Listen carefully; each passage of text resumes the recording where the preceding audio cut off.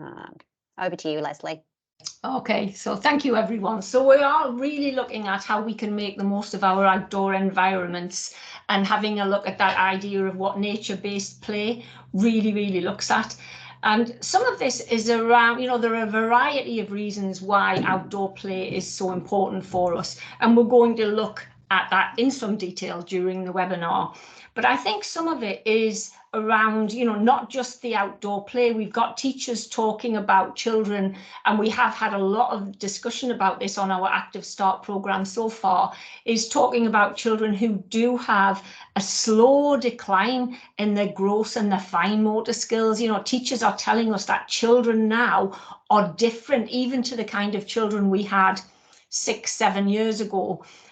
That we have that decline in those motor skills. We also have some children who their safety awareness isn't brilliant, their self-control, their emotional regulation, they're struggling with that, and they're struggling with attention, actually being able to focus. And we've got occupational therapists who are talking about children who are actually getting significantly weaker than they used to be. And so, for an example of children dangling on monkey bars, and whether they can or they can't, whether they even have the upper body strength to do that anymore. And one of them that I'm going to use quite a lot of the research for this is based on a book which we do have in our bibliography later on, called Balanced and Barefoot. And in there, the author talks to a lot of occupational therapists, and one of them actually likened this idea of children getting weaker to the idea of sizing in trousers increasing, because we get an ever increasing size in a population where to accommodate obesity. And what some of the occupational therapists are talking about is, are we actually changing the norm of what we expect for children and starting to expect less from children? But if we expect less from children in their child development, then actually it's making it very difficult for teachers and parents as children grow up, because this is something that they can't miss out on. So we're going to be really looking at how we can use the outdoors to enhance that. So if we can move on to the first slides, Kelly. What I'd like you to do with this is actually a quote from that Balanced and Barefoot book. Just take a moment to read through that.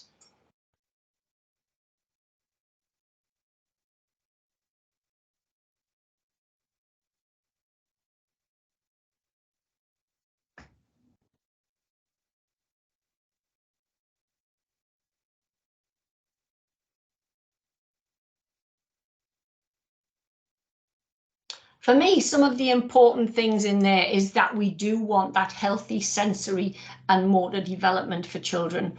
We do have children who are increasingly inactive. So if they're sitting indoors, we're not getting those motor skills, we're not getting that development that we need them to have. The other thing that's important, we've got that in there, as a parent being too busy and overscheduled. We have children who maybe spend a lot of time being sedentary at school. They finish school and they're put in a car and taken to an after school activity, and then they're rushed back in and sat down to do their homework, and actually just some time to just go, be free, be me, have a little bit of a relax, instead of being rushed to do something all of the time. So this is one of the reasons we're going to really investigate why that is so important, why the outdoors is different. Okay, we move on, Kelly.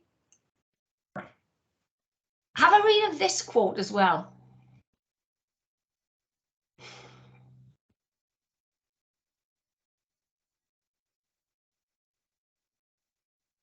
Now, I know people who've been on the Active Start course will have heard me talking about, the kind of childhood I had, going out early in the morning and coming back when it was getting dark or when I was hungry.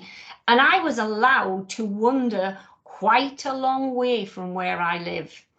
And it's worth thinking about now, where are children allowed to wander? I know I will still tell stories about my grandchildren, and I've had one at the beach this weekend, so I've got lots of interesting things to tell you about that one. He's now allowed to go around the block on his bike if there's a few of them all together.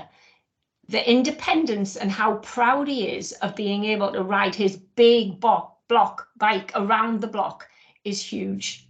So thinking about some of the skills that we want children to achieve and attain in school and in our settings, you know, what opportunities do we give children to be independent, to be creative, and to be in the outdoors? I'm not going to say unsupervised, but with a little less supervision than we might use now. Can you flick over, Kelly, please? So if I think about it, and I've just described a little bit of my childhood, what I'd like you to think about, and we're going to put you into some breakout rooms here, is what was your childhood like? And not only what was it like, what did you learn through the opportunities that you had in the outdoors? Some of the things I learned, not only those physical skills, the climbing of trees and crawling under, I've got to say, we used to crawl up a pipe in an old beck. And now I look back on that and think, what on earth was I crawling in and out of? But if you think of the motor skills and that we developed doing that, but it wasn't just those, all of that interacting with other people. So you're going to have a chat, just 5 minutes or so, about what were your childhoods like? What were the important things that you learned from being in the outdoors? Okay. Right.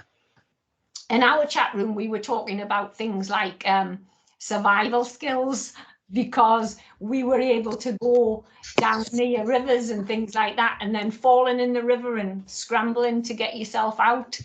And, you know, you sort of look now and you think, oh, you know, if a child fell in the river. But, you know, a lot of children do play. And I think it's about us looking at the safety, and if there's a lot of children together and how we sort of help them with that safety. But some of the things we did, you learn a lot from those, that creativity of actually having to do something. And I was saying, you know, if I was bored and I went in and said to my mum, I'm bored, she would say, well, go and play, go and find something to play. She wasn't there to have time to start amusing me. She had lots of other things to do. So what about in the chat, Kelly? Have we got anything in there?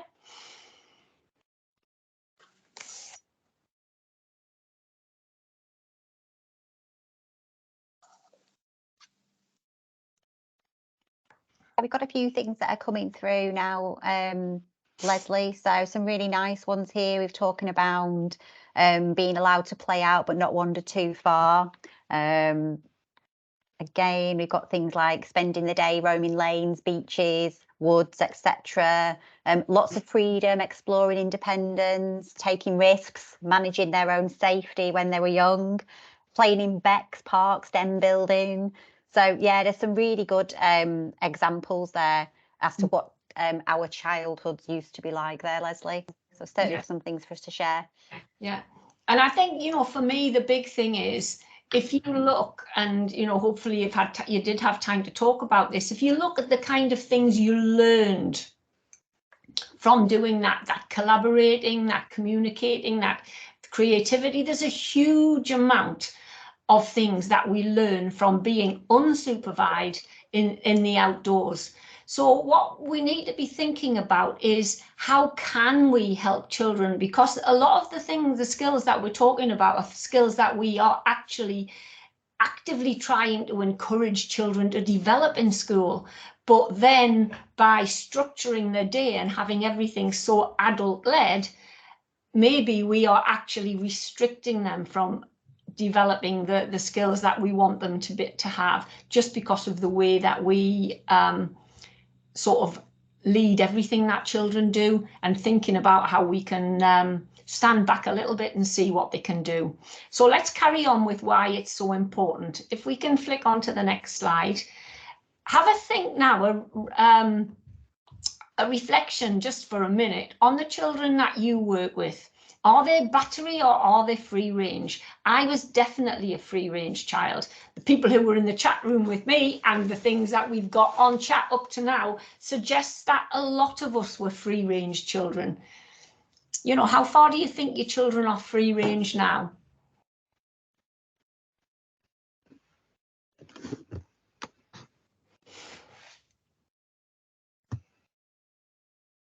And if we think that children aren't getting as much opportunity in the outdoors at home anymore, what can we do in our settings and in schools to actually give them the access to the outdoors to help them develop some of those skills that we took for granted when we were, the opportunities that we had when we were out and about. Okay, if we can move on, Kelly, please.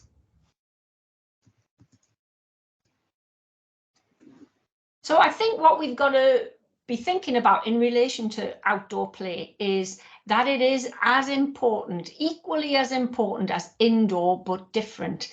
And I think one of the things that we have to reflect on is, can we hand on heart say that what we do in our outdoor learning or the outdoor environment that we provide for children, do we think as much about what the children are going to learn in the outdoors as we do in the indoors?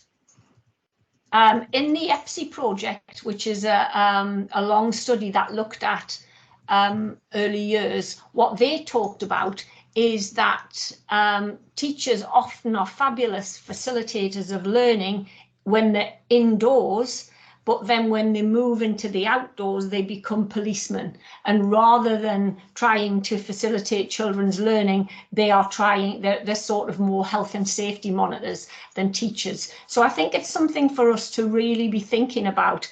How does our practice change? And have we really thought about the difference about how we work with children in the indoors and the outdoors? Okay, if we can move on, Kelly. So these things are starting to have a look at what are the benefits of outdoor play. Now we talk about the vestibular sense on our Active Start program, and what we're looking at there is, we know we have 5 senses, but we actually have 7, and the other 2 are the vestibular sense and proprioception. So if we think about vestibular sense, it's often overlooked, but it's one of the most essential of our senses, because it's around that balance, it's around the fluid in the inner ear, and children knowing, having to get that fluid moving around, and actually then being able to get upright again and know that whether the head's dangling down, whether they're falling over. So children with good vestibular sense can jump from rocks to rocks at the beach with little effort and great precision.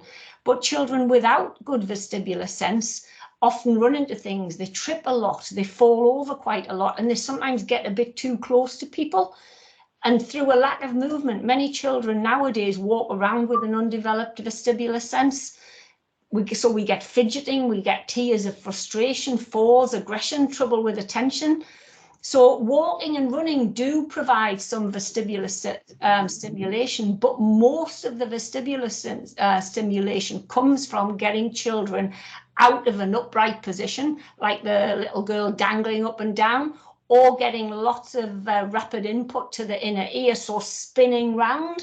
You know, we used to spend ages on merry-go-rounds, or actually, you know, thinking about when children stand and spin round and round, the body craves that stimulation. How many times do we, as teachers, say, don't do that, you'll get dizzy? Actually, their body craves being dizzy, because that's what helps them start to develop that vestibular sense. So all of those activities, things like swinging upside down on monkey bars, rolling down the hill. If you've got a grassy hill in school, letting children roll down it. I once visited a school which had a fabulous playground, and round the outside of the grass, it had not a massively steep hill, but quite a steep hill. And I looked at it and I said to the early years teacher, wow, how brilliant is that for rolling down? And she said, oh, the head won't allow the children to do that. That's brilliant for vestibular stimulation. Their gross motor skills. If we think about, in order for children's gross motor skills to become precise and accurate, we know that they need lots of practice getting those large muscle groups moving. So if we think about walking, at first children are really unstable. They take a step or two and then they fall. They have their arms up like this to move around. They eventually, with more practice, they take more steps and their arms come down. But once they can toddle, that doesn't mean that that skill of walking's mastered. If they go in the outdoors, that terrain's variable. It's much more varied than the equipment in the school hall. So if we think about climbing trees, jumping on and off rocks, helps children keep upright and balanced. If we think about things to develop their core muscles are literally the center of the child's body, and they're central to their learning. So children are naturally curious, and the motivation to learn propels them through that environment. So outdoor provides lots of changes, walking along the flat, running down a grassy slope, running back up again, squatting, hanging, carrying heavy objects, jumping off things. All of those opportunities are enhanced outside because it's of its unpredictable nature. Yes, we can do a lot of that jumping on and off and crawling along benches and things inside, but the bench is always smooth and soft. It never changes. So, you know, if you think about walking along, we'll talk about a little girl walking along a beam later on, or a log outside. It's different when you're outside because we have that unpredictableness to it. If we then look at having strong muscles and bones, and this is about developing that proprioception sense. So heavy work like pushing and pulling and carrying heavy objects helps children maintain that strong proprioceptive system. So pulling or pushing a wagon with a child in it, picking up rocks to dam a stream, picking up sticks, shoveling snow, digging in the dirt or the sand, all of those things help children, that what we might call heavy work, help them develop that sense.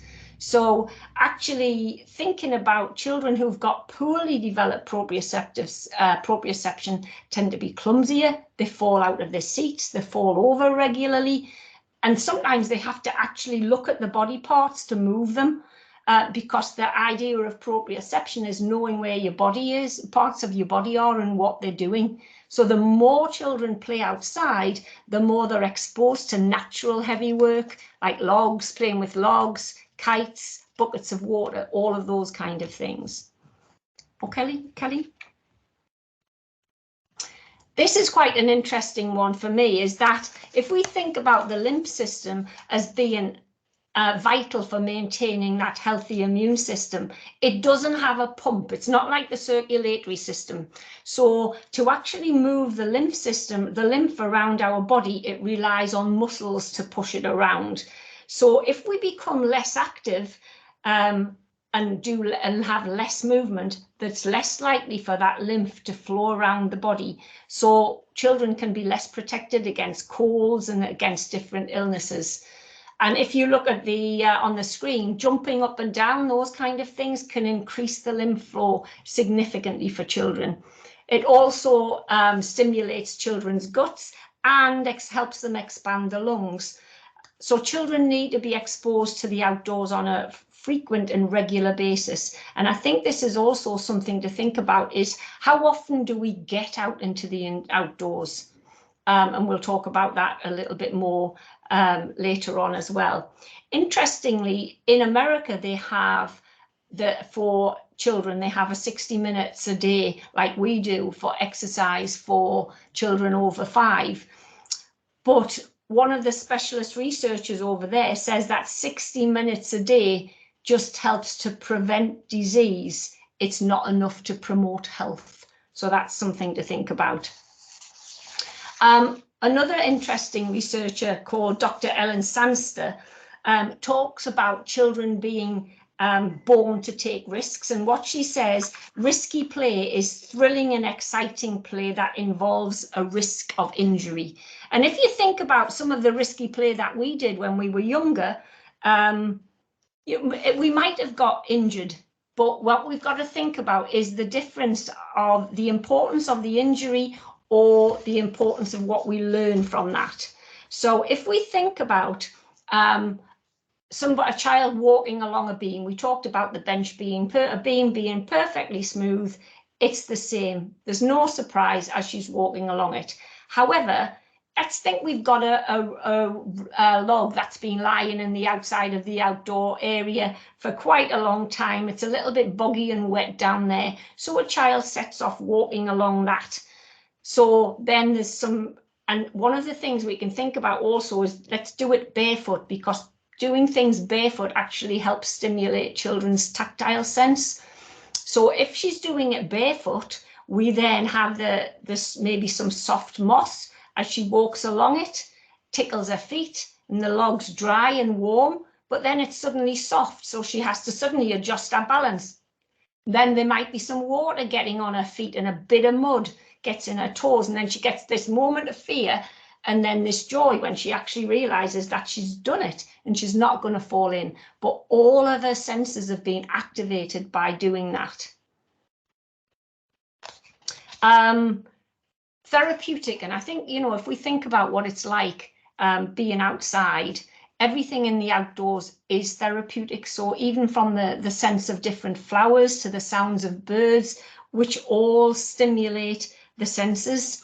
And have you ever noticed, if you've taken children outside, that they're quieter away from buildings? So often when children go, it depends on your outdoor area, you might be very limited in what your outdoor area is. But if you get the chance to take a group of children into the forest or something like that, they're often quieter away from buildings, and actually letting them play outside away from that hustle and bustle provides that respite for them and does help them.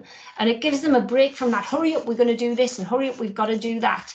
And even looking at nature can have a calming effect. So you may not have lots of natural, not access to a lot of a natural environment, but actually having lots of pictures and showing children them helps to actually bring that sense of nature and that therapy for children, regardless of whether we can get them out there or not. What I'm going to do is just read you something from that book that I've been talking about. And what I'd like you to do is just maybe even close your eyes and think about these two different scenarios and what they mean for your children. So imagine a child walking barefoot through a meadow while scanning for beautiful flowers. While walking, he tilts his head to hear the birds and feels a light breeze on his skin. Walking barefoot provides great sensory feedback to the arches of his feet, giving him a good sense of where his feet are in relation to the rest of his body. Listening to the birds chirp helps him orient himself compared to other creatures in the wild. The light breeze keeps him alert, while the warmth of the sun comforts him.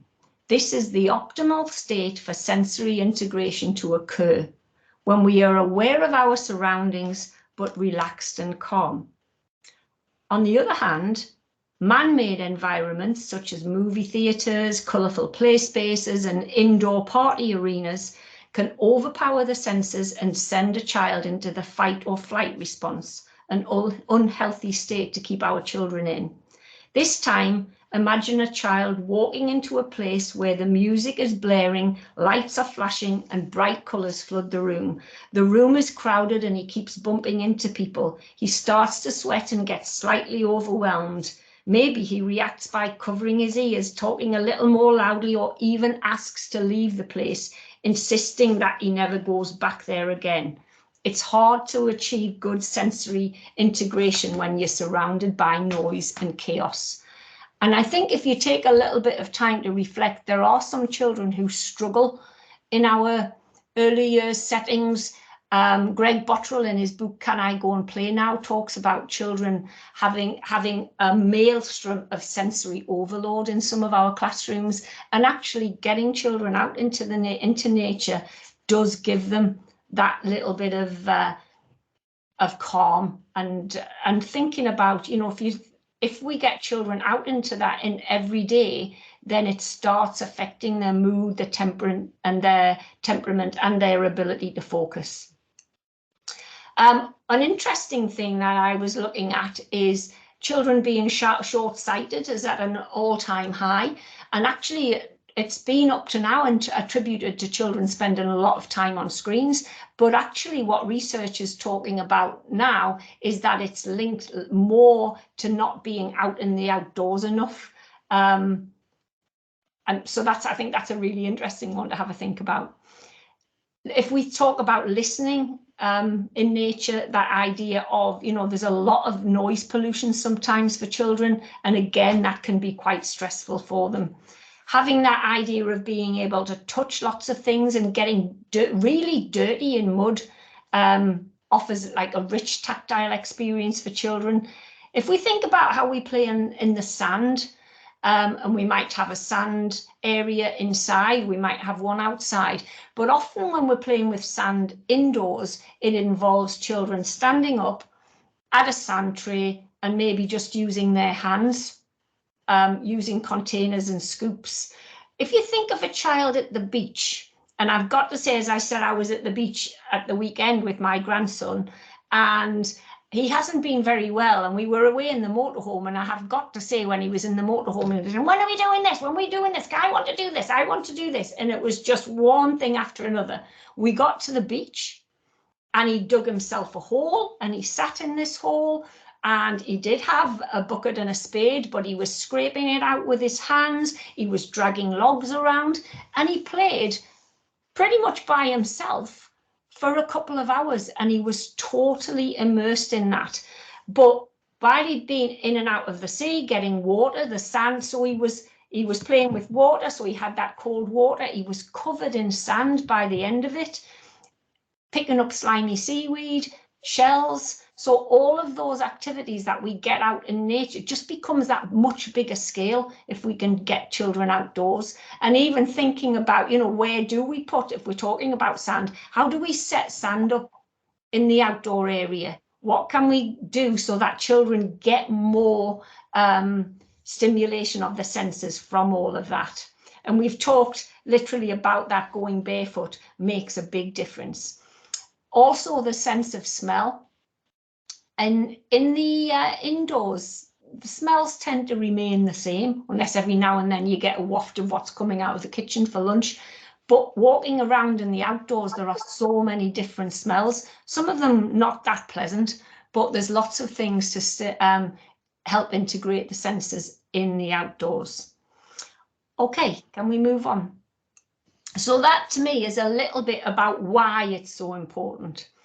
So what I'd like you to think about now is all of the things that we've talked about: the proprioception, the vestibular sense, that tactile experience. What kind of things might a good, what might a good outdoor play area look like? Now, I know you might be sitting saying, well, I haven't got this. But what we've also got to be thinking about is, what might it look like? What could we put in there and work with the space that we have? And also then thinking about, what might you do in that area? So what might it look like and what might you do? So we're just going to spend 5 minutes again in a breakout room, please. This is an interesting one for me. And we've talked about this a fair bit already, that it is the safety, is that fear is the biggest barrier to allowing children to do that. So I think it's really for us to be thinking about, how do we allow children to gain all the things we've talked about that are valuable from the outdoor learning? How can we actually do that as teachers and start not necessarily going, I'm not saying that we have to get rid of any of our thoughts about safety, but sometimes we are so concerned about children being safe that we actually lose the opportunity for the learning. Okay, if we can move to the next one, Kelly, please. So thinking about, if we think about the environment that we have, environment is actually one of the teachers. So reflect on the opportunities that you have in your environment. If you're thinking, well, I don't have a great deal in my environment that will help children get into the outdoors, is there somewhere that you could walk the children to? Is there a local park? How close are you to a beach? Those kind of things of thinking about, are there any places that you could walk the children to that they could have the opportunity to explore that environment? Fewer rules. Sometimes we have so many rules, and the rules are all about safety. And what I'd like you to think about is, can we reflect on some of the rules that we have and think about whether they are actually inhibiting children's learning? If we think about that vestibular processing thing again, swings, for example, often children will say, oh, all we're allowed to do is sit on a swing. Who can remember lying on a swing and twisting it round and round, the chains round and round and round, then letting go and spinning round and round and round? We all did that, didn't we? We loved it. There's a head teacher in New Zealand who actually decided, and this was in playtime, so this was right through school, not just in the early learning setting. What he tried to do was actually get rid of rules. So he got rid of the rules that the children had in playtime. And what they actually found was children did do some fairly risky things, but there was a decrease in bullying.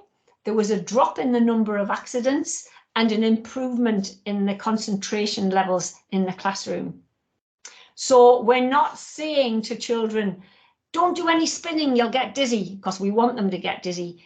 Get down from the tree because you might get hurt. No, because we want them to get in the tree, because we want them to develop that shoulder strength. We want them to get that core stability. We want them to get that confidence.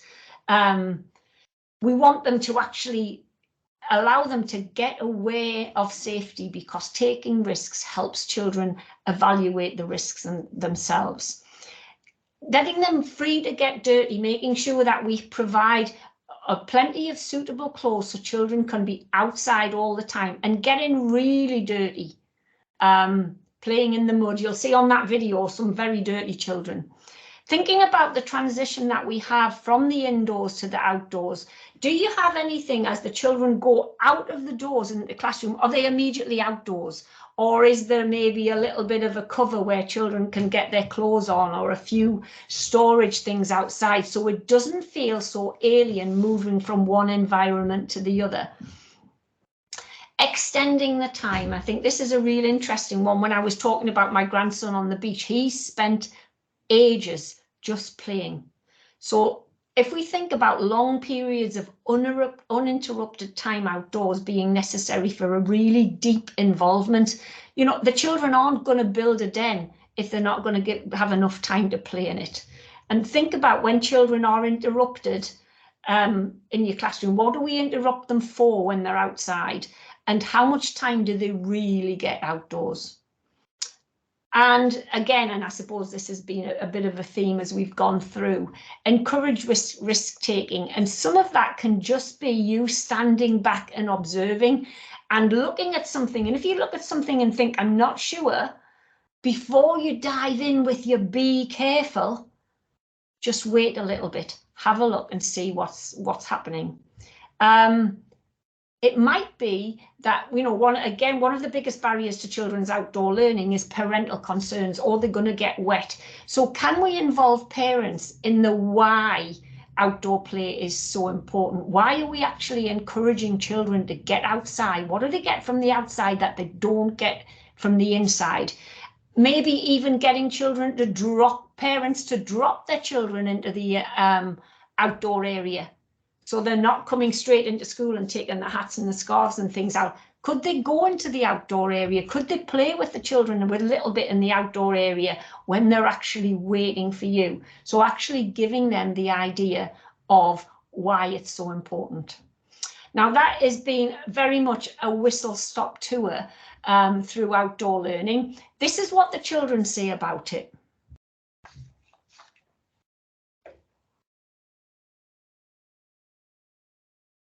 This sheet is linked to the outdoor play and learning, the video that we couldn't manage to see.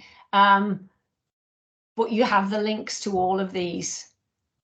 And I think if we look through those, they are reflected in a lot of the things that we talked about, why it's important. So I think it is worth us as early years practitioners really reflecting on what we do. And are there ways that we can bring the outdoors to life a little bit more for the children, and just reflecting on, doing things slightly differently. For example, we can do Duplo inside. We can take a table of Duplo outside, but is that really using the outdoor environment? Could we have some planks and some blocks which make use of the scale of an outdoor environment? If you've got some planks, and one of the teachers who was on our Active Start course last week was talking about the builders left some planks. It takes 6 children to lift them. but they do it. They're collaborating, they're working together, and the sense of achievement that they have is absolutely huge. Okay, Kelly? So this gives you an example. The resource that the book that I've been referring to quite a bit is Balanced and Barefoot. But the others, which is the one I'm just going to look, I have piles of these books here. Playing and Learning Outdoors by Jan White is one of my favorites. That's got an awful lot of ideas, lots of links to stories, things that you can do with water, things that you can do with sand. There's a huge amount out there. So, you know, from our perspective, what we'd like you to think about is, you know, if there's anything else, because as I say, 1 hour looking at outdoor learning isn't enough, but we hoped it would just give you, maybe whet your appetite a little bit and give you some ideas. And it may be that we can do some more activities, course, whatever, in the future.